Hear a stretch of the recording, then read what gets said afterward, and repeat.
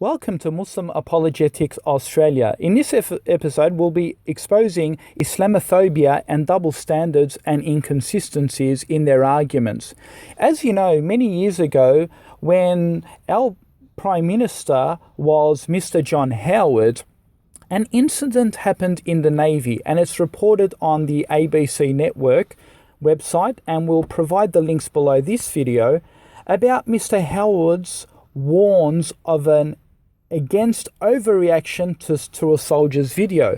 Now, what happened in this soldier's video is some Navy personnel was having a bit of a party. They put on the white pointy hats, as you know, what represents the Ku Klux Klan. Now, for many years, I've been warning against the hatred towards Muslims and this racist, xenophobic attitude that Australians do have, unfortunately. And they are highly Islamophobic and can be prejudiced against Muslims. And you can see the links below that when an incident happens like a burning of a mosque in Australia, what we have is right-wing Pauline Hanson supporters condoning the killing of wishing that Muslims were in there to be burnt alive. So when people say, oh, this is just a minority, I don't know. I'm actually starting to question that, because we're seeing a huge population come through, and you can see it. Soon as a Muslim video is being uploaded on the Pauline Hanson pages, you will see the hatred come through many times, and no one's condemning them, where they're actually advocating violence against Muslims.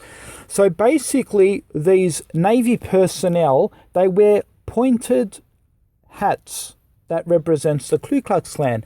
And this is the double standards of Mr. Howard, the Prime Minister at the time. He basically said in the report, I quote, he says, "I just think we can overreact a bit with these things and people get into leather of sweet and so on," he said. He goes on to say, "Let's be sensible and understand that people will let off a bit of steam." Now, really, Mr. John Howard, so you think that the Navy are having a party and wearing a white pointed hat, they're just blowing a bit of steam, and we're just overreacting, are we? Now, I'm wondering if a Muslim out there was parading the black flag of ISIS, would that just be a Muslim is just depressed and he's blowing a bit of steam? Or would that be internal investigation and interrogation of that Muslim? But when it's a white fella and when it's one of his own, it just becomes, let's rub it under the carpet, he's just blowing a bit of steam. Why aren't we investigating and interrogating that Navy personnel to see whether these people are radicalized?